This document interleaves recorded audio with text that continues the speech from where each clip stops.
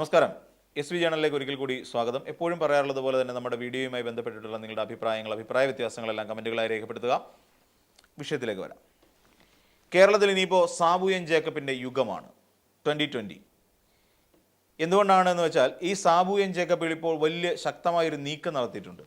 ഇതാണ് Sabu N Jacob നടത്തുന്ന കള്ളക്കളികളുടെ ആകത്തുക എന്ന് നമുക്ക് പറയേണ്ടി വരും. ഇപ്പം നമുക്കറിയാം, ഏറെക്കാലമായി മലങ്കര ഓർത്തഡോക്സ് വിഭാഗങ്ങളും ഒക്കെ യാക്കോബയും തമ്മിൽ നടന്നുകൊണ്ടിരിക്കുന്ന തർക്കം ഏതാണ്ട് നൂറ്റാണ്ടുകളുടെ പഴക്കമുള്ള വിഷയം തന്നെയാണ്.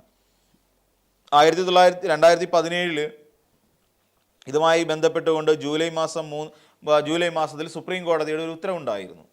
അതായത് 1934 ഉണ്ടായിരുന്ന ഭരണഘടന അനുസരിച്ചുള്ള, അതായത് അവരുടെ ഭരണഘടന അനുസരിച്ച് ഓർത്തഡോക്സ് വിഭാഗക്കാർ തന്നെ ആയിരിക്കണം ഇതിൻ്റെ നിയന്ത്രണം എന്നുള്ളതിനെ കുറിച്ച് സുപ്രീം കോടതിയുടെ ഉത്തരവുണ്ടായിരുന്നു. എന്നാൽ ആ ഉത്തരവ് സംബന്ധിച്ചുള്ള തർക്കങ്ങൾ നിരന്തരം ഈ സഭാ നേതാക്കന്മാരെ വല്ലാതെ ക്ഷോഭിപ്പിക്കുകയും അവർ തമ്മിലുള്ള തർക്കം ഇങ്ങനെ ഏറെക്കാലമായി ഇങ്ങനെ നിലനിന്ന് പോരുകയും ചെയ്ത ഒരു സാഹചര്യം. ഇത് കേരളത്തിലെ ഒരു കമ്മ്യൂണലായിട്ടുള്ള ഒരു വയലൻസിന് കാരണമായി തീരുന്നു. അതായത് ഒരു മലങ്കര സഭയിൽ തന്നെയുള്ള രണ്ട് വിഭാഗക്കാർ തമ്മിൽ നിരന്തരമായി ഏറ്റുമുട്ടൽ നടത്തുക. ആർക്കാണ് ഏറ്റവും കൂടുതൽ പ്രാധാന്യം, ആർക്കാണ് ആരാധനാക്രമങ്ങളുമായി ബന്ധപ്പെട്ട് ഭരണഘടനാപരമായ അവകാശങ്ങളുള്ളത്, ഇതാണ് തർക്കം. എന്നാൽ ഈ തർക്കം നമ്മളൊന്ന് പരിശോധിച്ച് നോക്കൂ. ഈ തർക്കത്തിൽ ഇപ്പോഴെന്താണ് ഉണ്ടായിരിക്കുന്നത്? ഈ തർക്കവുമായി ബന്ധപ്പെട്ടുകൊണ്ട് പ്രധാനമന്ത്രി നേരിട്ട് ഇടപെടുകയാണ്. പ്രധാനമന്ത്രി നേരിട്ട് ഇടപെട്ടുകൊണ്ട് ഇങ്ങനൊരു പ്രശ്നം കോടതി മുഖേന്ദ്രമല്ലാതെ സഭാ മേലധ്യക്ഷന്മാർ ഇരുന്നു കൊണ്ട് സംസാരിച്ച് ഒതുക്കി തീർക്കേണ്ട ഒരു വിഷയമാണ് എന്നവരെ പറഞ്ഞ് മനസ്സിലാക്കുകയാണ് ചെയ്തത്. അങ്ങനെ മനസ്സിലാക്കിക്കൊണ്ട് ഇനിയും ഇങ്ങനെയൊരു പ്രശ്നം ഉണ്ടാകാതെ മുന്നോട്ട് പോയി ചർച്ചകളിലൂടെയും രമ്യമായ സംസാരത്തിലൂടെയും ഒക്കെ കാര്യങ്ങളൊക്കെ പരിഹരിച്ച് കൊണ്ടുപോകണമെന്ന് പ്രധാനമന്ത്രി നേരിട്ട് ആവശ്യപ്പെട്ടു. ഇങ്ങനെ ഒരു വിഷയം പ്രധാനമന്ത്രിയുടെ ശ്രദ്ധയിൽപ്പെടുത്തിയത് സാബു എൻ ജേക്കബാണ്. ഇങ്ങനെ ഒരു പ്രശ്നമുണ്ട്, ഈ പ്രശ്നത്തിൽ നിങ്ങൾ പരിഹാരം കണ്ടെത്തിയേ പറ്റൂ എന്നൊരാവശ്യവുമായി NDAയിൽ പുതുതായി ജോയിൻ ചെയ്ത 2020 സാബു എൻ ജേക്കബ് എന്ന് പറയുന്ന ഒരു നേതാവ് മുന്നിട്ടിറങ്ങുകയാണ്. അതായത് കിറ്റക് സാബു. ഈ ഒരു പ്രശ്നത്തിൽ രമ്യമായി പരിഹാരം കണ്ടെത്താൻ ഇത് മേലധ്യക്ഷന്മാരെല്ലാം ഏറ്റെടുക്കുകയും ചെയ്തു. ഇപ്പോൾ ഓർത്തഡോക്സ് സഭാധ്യക്ഷൻ മാർത്തോമ,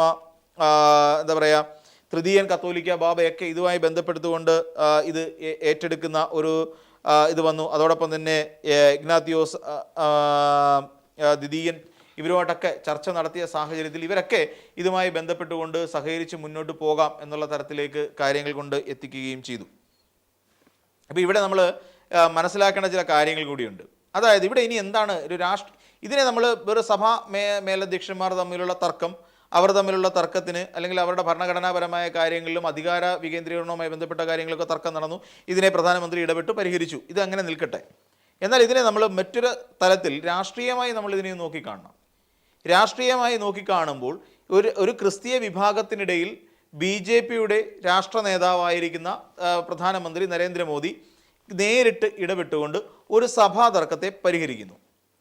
നമുക്കറിയാം, നമ്മൾ കുറച്ചുകൂടെ അങ്ങോട്ട് പോയാൽ വഖഫ് ഇഷ്യൂവുമായി ബന്ധപ്പെട്ടുകൊണ്ട് മുനമ്പത്തെ വഖഫ് ഭൂമിയുമായി ബന്ധപ്പെട്ട് തർക്കമുണ്ടായപ്പോൾ ആ തർക്കത്തെ ഏത് രീതിയിലാണ് ഹാൻഡിൽ ചെയ്തതെന്ന് നമ്മളൊന്ന് ആലോചിച്ച് നോക്കും.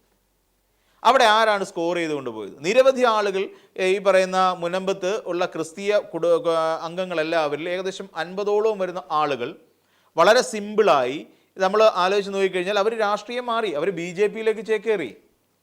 ഇവിടെ ഇത്രയും വലിയൊരു വിഷയം ഏറെക്കാലമായി ഏകദേശം 2012 മുതൽ തന്നെ നിലനിന്നിരുന്ന തർക്കമാണ്. നൂറ്റാണ്ടുകൾ പഴക്കമുള്ള ഈ തർക്കത്തിന് നരേന്ദ്രമോദി എന്ന് പറയുന്ന BJPയുടെ പ്രധാനമന്ത്രി ഇടയിൽ നിന്നുകൊണ്ട് ഈ പ്രശ്നം പരിഹരിക്കുന്നു.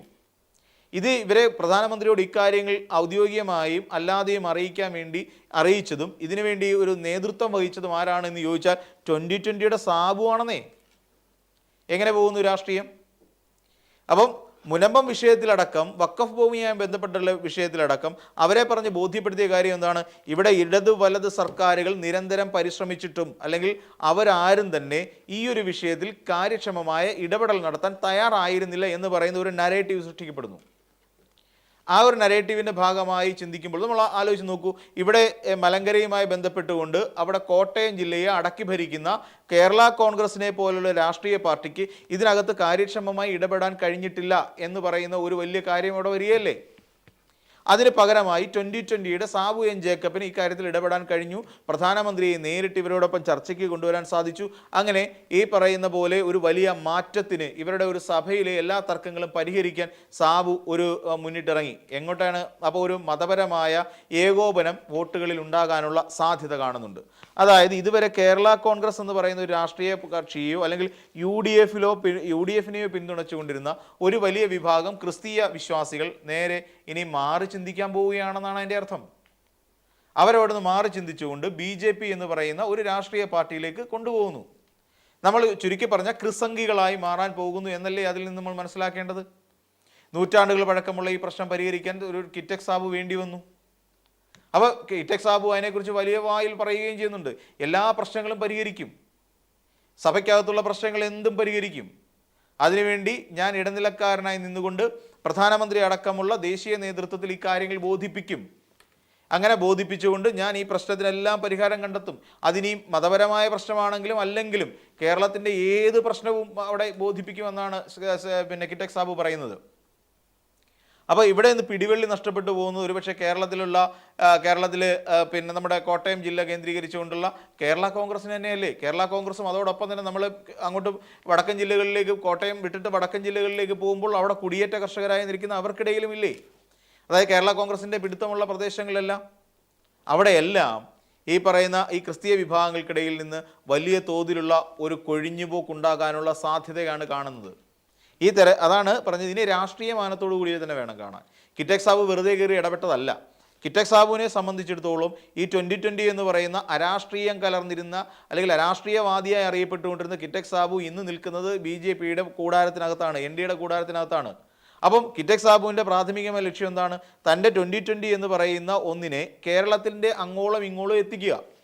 ഇപ്പം നമ്മളൊന്ന് ആലോചിച്ച് നോക്കൂ, നേരത്തെ കുന്നത്തുനാട് എന്ന് പറയുന്ന ഒരു സ്ഥലത്ത് മാത്രമുണ്ടായിരുന്ന ഒന്നിനെ ഇന്ന് അദ്ദേഹത്തിന് കൊട്ടാരക്കരയിൽ നമ്മുടെ അഖിൽമാരാരനെ പോലെ ഒരു ബോധമില്ലാത്ത ഒരാൾക്ക് സീറ്റ് കൊടുക്കാൻ കഴിഞ്ഞിട്ടുണ്ടെങ്കിൽ അപ്പോൾ കൊട്ടാരക്കരയിലേക്ക് അതിൻ്റെ വേരുകൾ എത്തിപ്പെടാനുള്ള സാധ്യതയല്ലേ നമ്മൾ കാണുന്നത്. മലങ്കര ഈ വിഷയവുമായി ബന്ധപ്പെട്ടുകൊണ്ട് നടത്തിയിട്ട് ഒരു ചർച്ച പ്രധാനമന്ത്രിയുടെ നേതൃത്വത്തിൽ ഇവിടെ നടത്തിയിട്ടുണ്ടെങ്കിൽ തീർച്ചയായിട്ടും ഈ 2020 എന്ന് പറയുന്നത് ഈ മേഖലകളിലൂടെ വ്യാപിക്കുകയല്ലേ. തന്നെയുമല്ല ഈ സാബു എൻ ജേക്കബ് സഭാവിശ്വാസി കൂടിയാണ്. ആ ഒരു അർത്ഥത്തിൽ കൂടി പരിശോധിക്കുമ്പോൾ കേരള കോൺഗ്രസിന് ബദൽ എന്നുള്ള നിലയിലേക്ക് കോട്ടയം ജില്ലയിലെ ആകമാനം അല്ലെങ്കിൽ ഈ സഭാവിശ്വാസികൾക്കിടയിലേക്ക് 2020 ഒരു നുഴഞ്ഞുകയറ്റം നടത്താനുള്ള തയ്യാറെടുപ്പിലാണെന്ന് പറയേണ്ടി വരും. അത് നമ്മൾ നോക്കിയോ, ഇവിടുത്തെ ജോസഫിന് എന്ത് സംഭവിച്ചു? ജോസഫ് വിഭാഗം ശക്തി കുറഞ്ഞു നിൽക്കുന്നു. ഇനി ആകെ ഉണ്ടായിരുന്നു എന്ന് പറയുന്നത് ജോസ് കെ മാണി വിഭാഗം ഇന്ന് നിൽക്കുന്ന LDFന്റെ പാളയത്തിനകത്താണ്.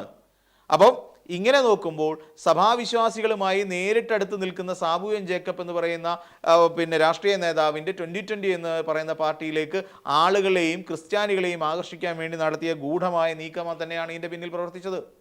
അതായത് വർഗീയമായ ഒരു ധ്രുവീകരണം സംഭവിക്കാൻ പോകുന്നു.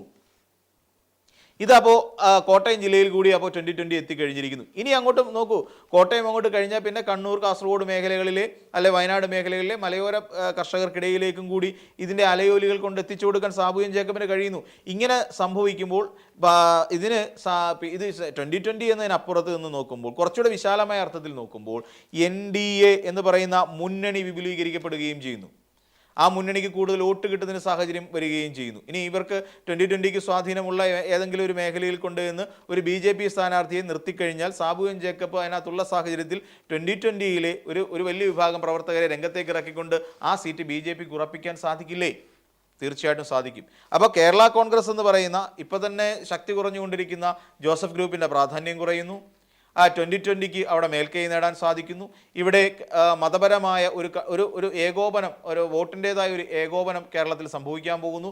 ക്രിസ്തീയ വിശ്വാസികളെല്ലാം ഈ പറയുന്ന NDAയിലേക്ക് ചേക്കേറാനുള്ള സാധ്യതകൾ കൂടി ഈ ഒരു തീരുമാനത്തിൻ്റെ പിൻബലത്തിൽ ഉണ്ടാകും എന്നുള്ള കാര്യം തീർച്ചയാണ്. അപ്പോൾ ഇതൊക്കെയാണ് ഈ ഒരു മലങ്കര സഭയുമായി ബന്ധപ്പെട്ടുകൊണ്ട് നമ്മൾ പരിശോധിക്കുമ്പോൾ യാക്കോബയുടെയും ഓർത്തഡോക്സിൻ്റെയും മേലധ്യക്ഷന്മാർ തമ്മിലുള്ള ഈ ഒരു തർക്കം പരിഹരിക്കുന്നതിൽ പ്രധാനമന്ത്രി എത്തുമ്പോഴുണ്ടാകുന്ന വലിയ ഒരു രാഷ്ട്രീയ മാറ്റം. ഇതിനെ വെറും സഭ എന്നതിനപ്പുറത്ത് നിന്നുകൊണ്ട് നമ്മൾ കുറച്ചുകൂടെ വിശാലമായ അർത്ഥത്തിൽ കാണുമ്പോൾ ഇതൊക്കെയായിരിക്കും നമ്മുടെ കേരളത്തിൽ വരും കാലങ്ങളിൽ സംഭവിക്കാൻ സാധ്യതയുള്ളത്. അപ്പോൾ മറ്റൊരു വീഡിയോയുമായി നമുക്ക് വീണ്ടും കാണാം.